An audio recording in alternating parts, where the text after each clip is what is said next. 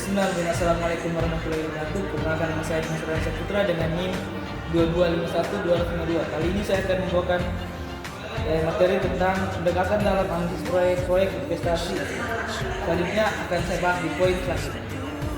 Ya, baik, untuk slide pertama kita masuk di definisi proyek investasi, yang dimana definisi proyek investasi merupakan sebuah proyek yang melibatkan pengeluaran modal dengan harapan menghasilkan manfaat finansial untuk jangka panjang, serta tujuan analisis proyek investasi merupakan untuk menilai kelayakan finansial dan non-finansial untuk meminimalkan risiko dan memaksimalkan pengembalian investasi.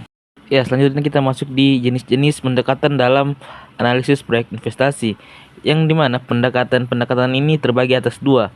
Yang pertama, pendekatan keuangan, yakni pendekatan secara finansial, yakni dengan beberapa metode. Yang pertama ada Net Present Value (NPV), yang kedua Internal Rate of Return (IRR), yang ketiga Payback Period, yang keempat Profit Index, yang kelima pendekatan ekonomi, serta yang terakhir ialah analisis biaya dan manfaat CBA.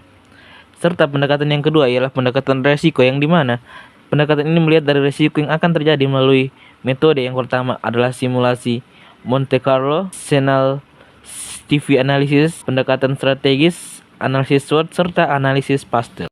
Oke, selanjutnya kita masuk di poin pertama, yaitu jenis pendekatan keuangan, yakni melalui pendekatan ekonomi.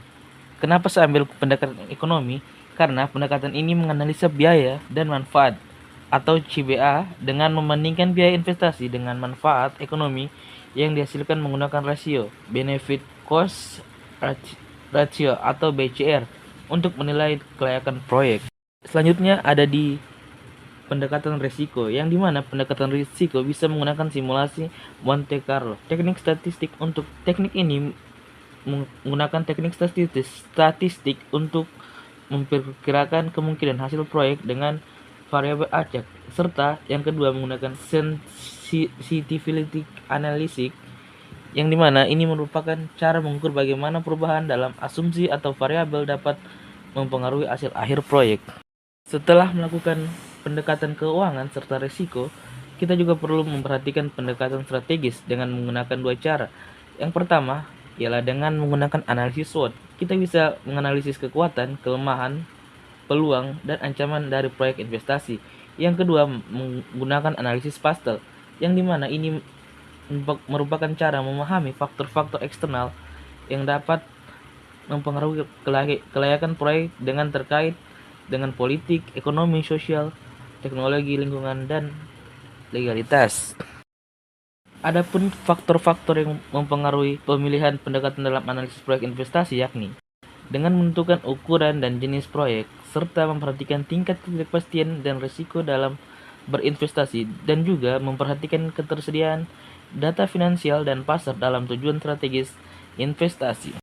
Adapun kesimpulan saya dalam materi kali ini ialah analisis proyek investasi harus mempertimbangkan berbagai pendekatan untuk memberikan gambaran yang menyeluruh, serta setiap pendekatan memiliki kelebihan dan kekurangannya sendiri, dan pemilihan pendekatan harus disesuaikan dengan karakteristik proyek. Adapun quotes of the day pada video kali ini ialah kerjakan tugasmu karena menjadi seorang mahasiswa adalah sebuah privilege yang tak semua orang berkesempatan untuk meresahkan bangku perkuliahan. Jika kamu mendapatkannya, jangan malas-malasan karena nantinya tugas bisa menumpuk. Wallahul musta'an. Sekian presentasi dari saya.